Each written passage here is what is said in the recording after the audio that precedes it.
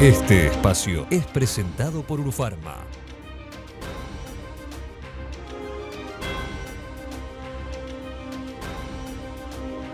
Seguimos en La Mira y tenemos el gusto de recibir al director del Hospital de Clínicas, Álvaro Villar. Muchas gracias por estar, Álvaro. Un gusto siempre. Bueno, contanos cómo es esta tecnología que ha incorporado el Hospital Universitario. Justo el otro día estaba viendo una serie de estas de médicos que hay, ¿no? Sí. En la que una cirujana, un cirujano veterano que se le empezaba a temblar las manos, entonces él hacía que operaba y otra cirujana con el robot operaba por él, ¿no? Están incorporando un robot para operar. Sí, desde el año pasado se logró incorporar en diciembre este robot al hospital, que había sido votado en el Parlamento un año antes. Es decir, una de las cosas interesantes o novedosas de la incorporación del robot es que fue un proyecto que se presentó al Parlamento por el cual se asignaron los recursos para realizar hasta 100 cirugías de próstata con el robot. Entonces, eso nos permitió a nosotros tener los costos para iniciar una técnica que en definitiva era toda una innovación y que además es, creo yo, una de las líneas por las que va la cirugía a nivel mundial. Es decir, no me gusta hacer futurismo, pero ya hoy en el mundo el robot está y llegó para quedarse. Es un robot, que adquirimos es un robot de origen inglés que se maneja a distancia, así que en realidad el que opera no es el robot precisamente, claro, sino es el cirujano. Sí. Tenemos cirujanas y cirujanos operando próstata y recientemente, el 23 de octubre, hicimos la primer cirugía general, como se llama, hecha con robot, así que incorporamos también otras técnicas. Álvaro, siempre la gente que tiene la posibilidad de ir al exterior dice, no, los médicos acá son buenos, pero el N, o sea, la cantidad de casos que atienden es incomparable con la que atiende uno en San Pablo, ¿no? ¿La incorporación del robot lleva al cirujano al punto cero otra vez? Está muy buena esa pregunta. Hay dos cosas ahí. Una es, uno de los problemas, por ejemplo, en Roma, con la neurocirugía, es la cantidad de neurocirujanos que se forman por año.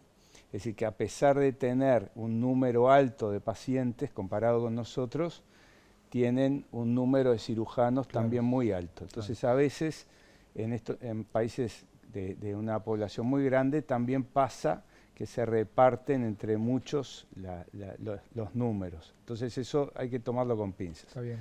Pero, con respecto a lo que decís, yo no he operado con el robot, me he entrenado, pero no se aplica en neurocirugía. Ahora, el comentario de los urólogos y las cirujanas y cirujanos que operaron hasta ahora en clínicas es que te sirve mucho la experiencia previa con la laparoscopía.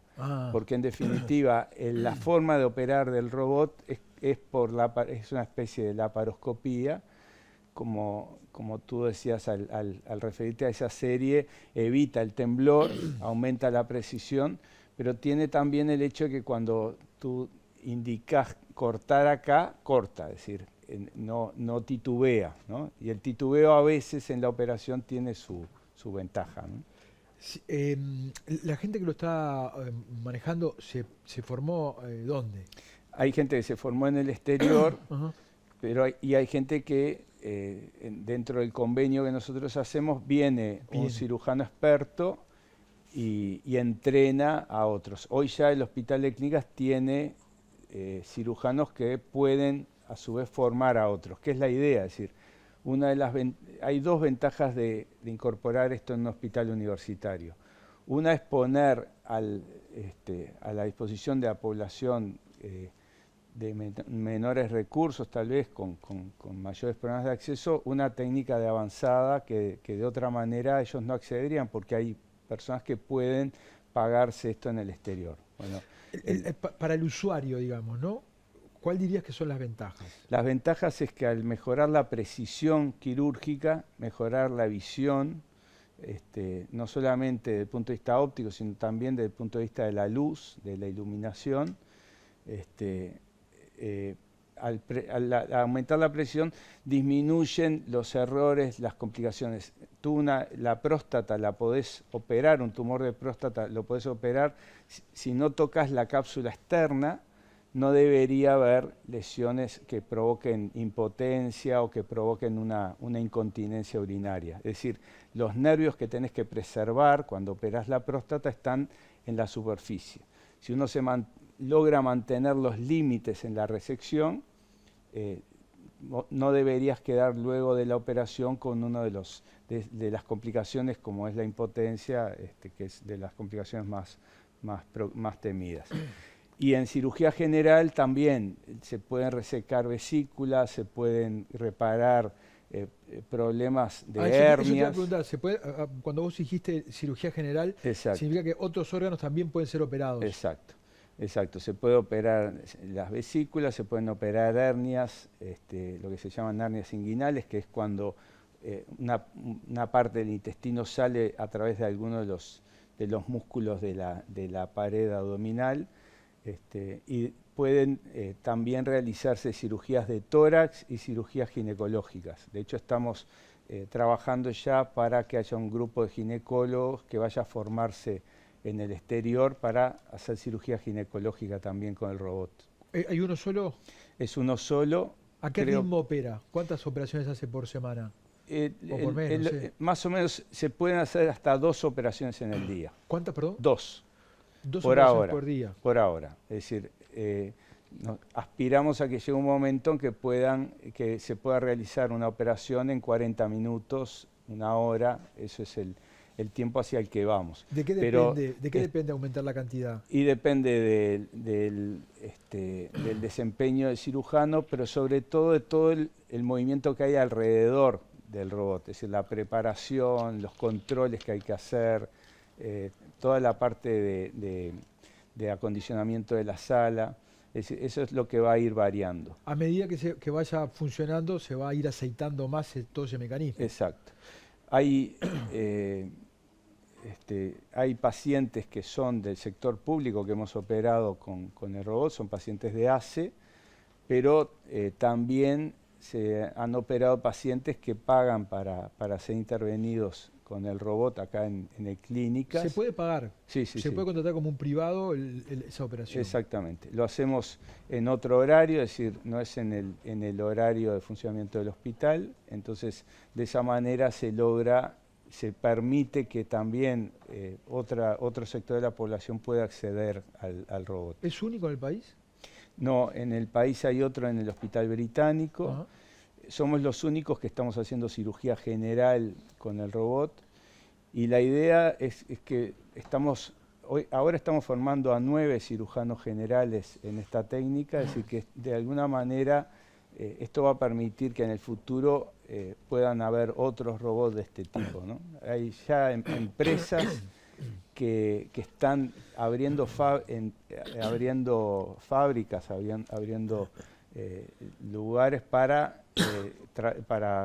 crear instrumental solamente para el robot. Por eso digo que es una técnica que se viene, es lo mismo que vimos que pasó con la laparoscopía, que al principio eran para algunos casos y algunos pacientes, hoy es la técnica de elección en muchas operaciones. ¿Cuánta gente se está atendiendo en clínicas hoy? Bueno, nosotros operamos en bloque quirúrgico más de 5.000 personas por año. Es como el Palacio Peñarol lleno de bote a bote. Y operamos fuera del bloque, hacemos más de 3.000 intervenciones, tanto por endoscopía como cirugía en dermatología. Así que son en total unas 8.000 operaciones. Y en la puerta de emergencia tenemos entre 200 y 250 pacientes por día. Muchos de ellos son pacientes muy graves, ¿no? Es decir, es una puerta de emergencia donde van pacientes cuando tienen traumatismos graves o baleados o con lesiones graves, ¿no? Álvaro, ¿el Clínicas como hospital universitario se podía descentralizar? ¿O no es típico de los hospitales universitarios estar descentralizados? Bueno, de alguna manera el Clínicas tiene una autonomía importante, es decir, nosotros, nuestro principal objetivo es tratar pacientes de ACE, es decir, que yo digo que de alguna manera el Hospital de Clínicas está dentro del sistema de salud porque estamos continuamente trabajando para ACE sin formar parte de ACE. Claro, claro, pero ACE está estando descentralizado de alguna como tal. manera descentralizados de ACE a su vez. Pero tiene la autonomía como para iniciar proyectos de este tipo. Es decir, yo no tengo que pedirle autorización a ACE para incorporar un robot, o si mañana queremos desarrollar una técnica nueva que consideramos, hemos visto que ha dado resultados o que es una opción de tratamiento, el Clínicas puede tomar esa decisión de forma autónoma. Eso hace que los hospitales universitarios sean los lugares de mayor innovación dentro de un sistema de salud. ¿Y la descentralización territorial es posible o es deseable? Bueno, nosotros estamos trabajando, tratando de convencer de que cada hospital tenga un territorio, cada hospital grande. Esto ya lo quisimos hacer cuando estábamos en la dirección del Maciel, queríamos que el Maciel tuviera un territorio asignado, del que fuera responsable, y ahora, estando en el Clínicas, pensamos lo mismo, que el Clínicas debería tener un territorio, que se ha planteado que sea el sureste de Montevideo, Canelones y lo que viene a ser Rocha y Maldonado, que esa sea la zona, esos son unos 350.000 habitantes, que sea la zona de influencia del Hospital de Clínicas. Eso tiene la gran ventaja de que permite una conexión mucho más directa con las policlínicas, a las que le podemos brindar servicios, asegurarle cantidad de tomografías, de resonancias, estudios, tratamientos, cirugías, y además algo que te pasa en muchos países donde tienen sistemas parecidos al nuestro, como en España, que cuando tú te afiliás, te dicen cuál es tu hospital de referencia. Es decir, tú no solamente te dicen cuál es tu policlínica a la que tenés que ir, sino que te dicen cuál es tu hospital de tercer nivel, como se llaman estos hospitales de referencia. Eso creo que es muy importante, ¿no? Digamos, la formación de los médicos ha variado con el paso del tiempo en cuanto a cantidad, calidad. ¿Cómo? Digo, por una cuestión capaz que de recursos, no necesariamente de material humano, ¿no? Ha variado muchísimo, está continuamente variando. Primero, el acceso a la información ha cambiado en estos últimos 20 años, claro, de forma brutal. Claro. Yo veo en mi especialidad que el acceso que tienen los residentes nuevos de neurocirugía a la información y a las imágenes... ¿Que tenías vos cuando te formaste? No sé decirlo, pero 100 veces más que la que yo tuve. Es decir, ellos se pueden sentar frente a una computadora y ver en un día, no sé, 500 resonancias de hipófisis y ver todas las diferencias, todos los tipos de tumores que se pueden encontrar ahí. Y al otro día ver... La tecnología es lo que hace la Yo diferencia. para hacer eso tenía que ir a un tomógrafo, ponerme a ver placas. La información te permite hoy consultar en línea. Estás viendo un paciente y tenés una duda y en línea, en el momento, podés consultar y ver qué opinan colegas, qué hay publicado de eso. Y lo otro que ha cambiado mucho es el respeto por el paciente. Yo no estoy de acuerdo con los que hablan como de que los médicos antes eran más humanos que ahora, o tienen la idea esa que creo que es idílica del médico de familia. Por supuesto que hay médicos de familia. Hace poco se le hizo el homenaje a Udo Ibarburu, que era un médico de familia así ejemplar, como lo fue Marcos Carámbula o cuando era médico de zona. Esos médicos existieron, por supuesto, y existen, pero era muy poca la población que accedía a ese trato y accedía a la medicina. Hoy los jóvenes, los médicos nuevos son mucho más respetuosos de lo que éramos nosotros, tienen una formación en el respeto de la diversidad, de las distintas opiniones de los pacientes, consideran más al paciente y a su opinión. Esa parte que estás hablando forma parte de la formación. Mucho es por la formación y mucho es también por cómo ha cambiado la cultura general. Hoy la mayoría de las cirujanas del Hospital de Clínicas son mujeres. Antes era difícil. Muchos de los líderes mujeres, ¿no? Actualmente dentro de la medicina, dentro de la cirugía, todos son mujeres. El trato es mucho más horizontal. Eso va a favor de la seguridad. Antes lo que decía el cirujano era palabra santa, no se discutía. Hoy un cirujano comete un error en sala de operaciones y la instrumentista le dice, doctor, está empezando por el lugar equivocado, de qué lado tenía que pararse usted o qué instrumento, el anestesista puede discutir. Es decir, el mundo, no estoy hablando de un mundo ideal, estoy comparando, que es lo que tú me preguntabas, y creo que esas cosas vinieron para quedarse, espero, y hablan de un cambio cultural en 20 años muy grande, ¿no? Nosotros todavía vivimos la época o el final de una medicina donde habían patrones que eran indiscutibles, popes indiscutibles. Hoy la creación de conocimiento es colectiva y hoy nos podemos comunicar y hay comunicación por Zoom con equipos que están en todas partes del mundo discutiendo un paciente o discutiendo cómo vamos a tratar a partir de ahora una enfermedad nueva, ¿no? Álvaro, volviendo específicamente a clínicas, ¿quién se puede atender en clínicas? ¿Qué hay que tener para atenderse en clínicas? Bueno, hay que ser socio de ACE en primer lugar. Socio de ACE. La mayoría son socios de ACE, pero tenemos lo que se llaman programas de referencia, programas en los que nosotros somos un centro de referencia para todo el país y para todos los pacientes. Por ejemplo, los IMAES, el IMAE cardiovascular, para afecciones del corazón, para alteraciones del ritmo cardíaco o cirugía cardíaca, el Hospital de Clínicas atiende tanto pacientes del sector público como mutual. En diálisis tenemos muchos pacientes que eligen dializarse en el Hospital de Clínicas porque ahí está la cátedra de nefrología y hay técnicas diferentes.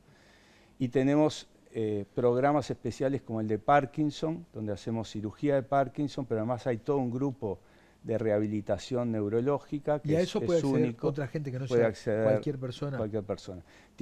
En algunos de estos programas tiene que pagar una consulta o distintas consultas. Hay otros que están financiados por el Fondo Nacional de Recursos, como el de epilepsia también. Es el único lugar donde se hace cirugía de la epilepsia y ahí se puede atender cualquier persona, no importa si es de ACE o del sector mutual. Álvaro, cuando durante el gobierno de Valle, aquellos polémicos 150 millones de dólares que se habían conseguido para realojar en el hospital, estuvo sobre la mesa el concepto de que el Clínicas se construyó en una época donde arquitectónicamente los hospitales eran pensados de otra manera y que ahora eran pensados no tan para arriba, sino más horizontales. Me acuerdo que hicimos un informe una vez de que para llegar de la puerta de emergencia hasta la sala de operaciones había que pasar como por 3 ascensores, ¿no? Sí. ¿Eso sigue vigente? Bueno, más o menos. Lo que cambió muchísimo primero el costo de los ascensores. Gracias a los chinos, tal vez. Entonces, lo que antes salía más de $250.000, hoy puede conseguirse un ascensor por $60.000, $70.000. Toda la instalación de un ascensor. Nosotros ahora estamos instalando 2 ascensores más. Zurraco, que fue el arquitecto que diseñó Clínicas, dejó lugares para 20 ascensores. Un hospital vertical depende de los ascensores y que también funcionen. Hoy hay una central donde se puede centralizar de forma digital, con un programa, se pueden manejar cada uno de los ascensores y podemos moverlos de un piso a otro. Pero después está el otro. ¿Cuál es el modelo alternativo? El edificio horizontal por excelencia. El hospital horizontal por excelencia es el Pereira Rosell, donde tienen el problema que para llevar pacientes de un lugar a otro tienen que pagar muchas veces a una emergencia móvil que en una ambulancia lleve de un lugar a otro del hospital, ¿no? Y si un médico tiene que ir de un lugar a otro del Pereira Rosell, tiene que hacerlo caminando y le lleva su buen tiempo. El edificio horizontal por excelencia son los aeropuertos, y todos los que han viajado sufren lo que es ir hasta de una terminal a otra, donde lo único que te ayuda a veces son esas cintas que sí, en algunos hay trencitos. Exacto. Entonces, si tuviéramos un hospital como el Clínicas horizontal, sería un problema de Habría otros problemas, digamos. Otros problemas. Lo que nosotros tenemos que garantizar es que los ascensores funcionen. Hoy la cola en la hora pico de la mañana, que es cuando tenemos nosotros tenemos entre 5.000 y 8.000 personas que entran en el hospital. Tenemos el pico entre las 8 menos cuarto y las 8:30. A esa hora la espera para el ascensor son 3 minutos. Igual hay el proyecto que estamos ejecutando ahora, que se empezó a financiar el año pasado y para el cual necesitamos $60 millones más, es remodelar todo el hospital, compactarlo de acá al 2030. Para eso se necesitan estos 60 millones que debería votar el próximo gobierno, y con eso se baja el bloque quirúrgico del 17 al primer piso, empieza ahora el 8 de noviembre, y se baja el CTI del piso 14 a la planta baja. Es decir, vamos a tener un hospital de 350 camas en 11 pisos. Mirá. ¿A qué edad fuiste por primera vez a la clínica? Cuando nací. ¿Naciste ahí? Nací en el hospital italiano y me llevaron creo que a los 2 días al clínica. Yo digo, si no fuera por la ciencia, yo no estaría acá. Si yo le debo mi vida a la medicina, violé la selección natural porque yo venía en podálica, me tuve que sacar el Crotogini, me tironeó de un brazo y me sacó de un brazo. Así que yo en realidad violé la selección natural ahí. ¿Tu viejo vivía ahí? Mi viejo tenía que vivir la ordenanza de clínicas decía que el director tenía que vivir en el piso 18. Así que nosotros, yo y mis 3 hermanos, mis otros 3 hermanos, éramos 4, vivíamos en el piso 18. Y mi padre, que es un gran futbolero, Mancha, miraba los partidos con una espica. Ahí se ve desde la parte de atrás un borde en el que se sentaba, quedaba colgando ahí del piso, con los pies para abajo. Miraba el estadio. Porque hay un eucalipto que tapa uno de los corners ahí. ¿Y cuánto tiempo viviste ahí? Hasta los 11 años. ¿11 años? 11 años. Y nosotros pasábamos todos los días por la emergencia, ¿no? Veíamos... había otra forma de salir, pero esa es la que ¿Y qué te hace sentir de esos 11 años vivir ahí y hoy ser el director? Y yo creo que yo pienso muchas veces que nosotros como que caminamos, es un camino que como que ya estuviera, que estuviéramos dando círculos cada vez más altos, pero que estuviéramos, sí. Me pasó cuando volvimos, la primera vez que volví a Clínicas, y me pasó ahora cuando vuelvo como director, porque yo volví como residente de neurocirugía. Mi padre tuvo el primer infarto, él sobrevivió ahí, pero tuvo un infarto en el propio hospital, es decir, dedicó su vida al hospital y casi muere ahí, pero el hospital lo salvó. De hecho estuvo internado en el CTI del hospital y bueno, me parece que eso nunca sabes de qué manera todo eso te influye. ¿Llevabas amigos? Sí, llevaba. Yo iba a la escuela del estadio, estudiaba para variar en un estadio, en el Estadio Centenario, esa escuela sigue existiendo. Y entonces mis amigos, bueno, jugábamos al fútbol, yo no se puede decir que jugaba, era un desastre, donde ahora está el CUDIM, ahí había una canchita de fútbol. Y mis amigos venían al piso 18 ahí, de que entraban. Lo de Clínicas es muy importante, pero estas son las entrevistas que a mí me gustaría hacer. La parte más interesante. Álvaro, muchísimas gracias. No, gracias a vos. Y Gabriel, felicitaciones porque la verdad que realmente es unánime la opinión que hay sobre tu gestión en el Hospital Maciel. De verdad te lo digo. Muchas No le paso la mano por el lomo a mucha gente. No, en el Maciel, me dicen en el Clínicas. No, en el Hospital Maciel han elogiado mucho tu gestión en el hospital. Muchas gracias. Gracias.